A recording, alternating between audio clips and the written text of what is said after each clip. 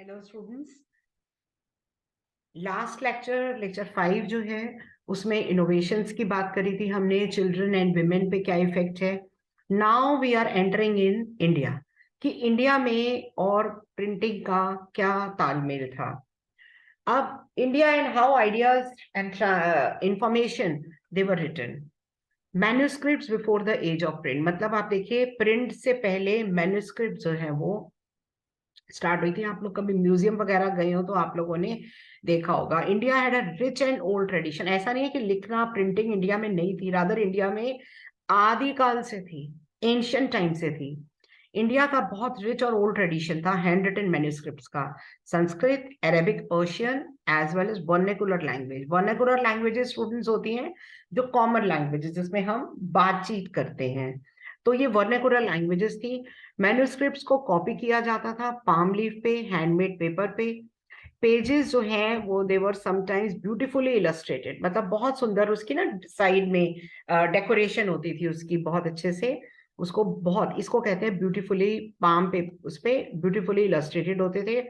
और वो they would be either, उनको प्रेस किया जाता था वुडन कवर्स के बीच में, ऐसे प्रेस किया जाता था, या उनको सिल लिया जाता था जैसे बाइंडिंग कराते हैं हम। मैन्युस्क्रिप्ट जो हैं continue to be produce till, print के बाद भी मैन्युस्क्रिप्ट्स होने लगी। पर ये बहुत इंपॉर्टेंट है टॉपिक जो नेक्स्ट मैं बता रही हूँ। ये मैन्युस्क्रिप्ट्स के कुछ ड्रॉबैक्स हैं। मैन्युस्क्रिप्ट्स बहुत एक्सपेंसिव होती थी, आप नोट कर लीजिएगा, इसका साइड में लिख लीजिएगा। ये इसके ड्रॉबैक्स हैं। मैन्युस्क्रिप्ट्स बहुत फ्रेजाइल होती थी, नाजुक होती थी, उनको संभाल के रखना। जैसे आपको याद होगा, आप लोग बचपन में मोर का पंख किताबों के बीच में, या कोई ऐसे कोई पत्ते के ऊपर कुछ लिखना, तो वो सूख जाता है, तो वो फ्रेजाइल हो जाता है। मैन्युस्क्रिप्ट्स को संभालना बहुत मुश्किल होता था। ये देखिए, ये मैन्युस्क्रिप्ट्स हैं ये, एंड ये वर्क्स हैं, ये वो they were written in different styles. आप ये देखिए, ये फिगर 16 में ऋग्वेदा की। सो मैन्युस्क्रिप्ट्स बहुत ज्यादा एवरीडे यूज में नहीं यूज होते थे। Even though pre colonial Bengal में एक एक्सटेंसिव नेटवर्क स्टार्ट हुआ था विलेज प्राइमरी स्कूल्स का। स्टूडेंट्स जो हैं very often did not read text, वो केवल लिखते थे। वो उन्होंने लिखना सीख लिया था। टीचर्स डिक्टेट करते थे, जैसे बहुत पुराने जमाने पे होता था, तख्ती पे लिखते थे, and teachers dictated the portion from the text from memory, और स्टूडेंट्स उनको लिखते थे वो। मेनी दस became literate without actually reading.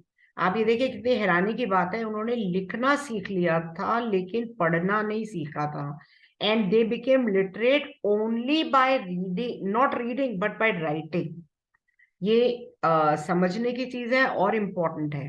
Now print comes to India. सबसे पहले गोवा में आई थी क्योंकि मिशनरीज बहुत आते थे वहां पे, और घूमने के अलावा गोवा में बहुत मिशनरीज आते थे। Jesus learn please they learn Konkani language, जो गोवा की लैंग्वेज है, और उन्होंने कोंकणी जो है वो सीखी, और उन्होंने कई टेक्स्ट, कई बुक्स जो है वो उन्होंने प्रिंट करी।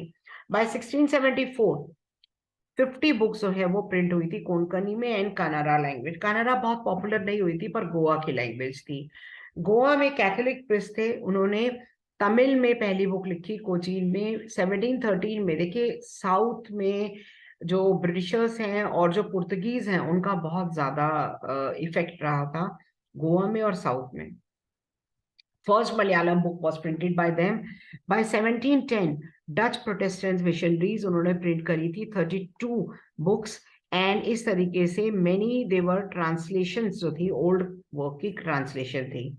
And the English press did not grow in India till quite late, even though English East India Company ने इंपोर्ट करी थी, लेकिन ये इतनी ज्यादा पॉपुलर नहीं हुई थी।